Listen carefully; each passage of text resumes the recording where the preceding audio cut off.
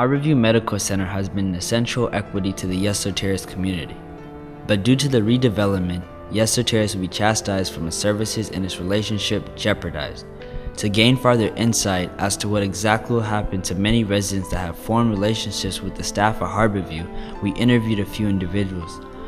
One of them was Carrie Jackson, the medical director of the International Medicine Clinic. The thing that I worry most about is if there's a smaller number of units that are available for low-income people, then those people will have to go elsewhere. And when that happens, many of our patients that are elderly, sicker people will have a hard time getting to us. And they need to be located nearby, preferentially, because as I described earlier, they really do come to the hospital quite a bit.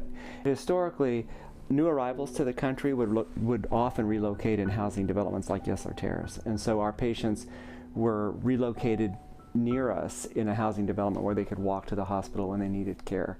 And if they had chronic diseases, which is what we really cater towards, is people with severe chronic illness, then they were nearby for often repeat visits that were fairly frequent, sometimes multiple visits in a day, because they would go to see one doctor, then they'd have to come back later to see a different kind of doctor, and then they have to come back and get their medicines and maybe get a study.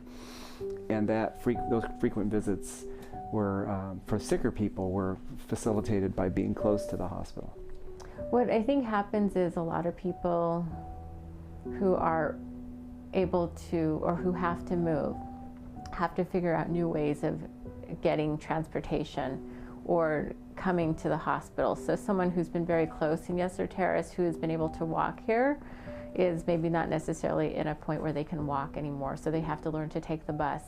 And so that becomes complicated. And if people have time constraints and they've had a set schedule where they were able to work or go to school, they now have to figure in the time to travel via the bus system or getting a ride from someone else in order to get to Harborview. So it's time constraints, and it also means money, because even though the bus ticket seems small, the cost, it's really like potentially $5 a day just to get here and get home. So it can be cost effective. It's time, it takes up time, more time, and it's going to be more costly for them. I'm really happy, and I've seen a great change in the health of the children that I take care of that have moved out of Yesler Terrace, because the housing was so poor. It had mold and dust and rats and cockroaches and everything. And so I've seen a great improvement in the health of many children who have allergic diseases such as asthma and eczema. So on that stand, the kids are healthier, they're further away. I want them to come back and be close. You know, it affects everyone's physical health and emotional health to have to make those kind of decisions where it's like all of us are faced with, we only have so much money a month, and do you spend that on a taxi? Do you spend that on childcare? Do you spend that on, you know, trying to get to your doctor's office? It's really hard. And if you have a child who's sick, often that takes a monetary impact on your family also to care for them and to get extra services and things that insurance might not cover. So it does have a huge impact. I mean, I would love if all my families were just right here. I think it's a good thing for their health that they're now living in healthier housing. Mm-hmm. I really hope that the city's commitment to having low-income housing at Yesler Terrace is followed through, that the families are able to move back, because there's a richness here that has a long tradition.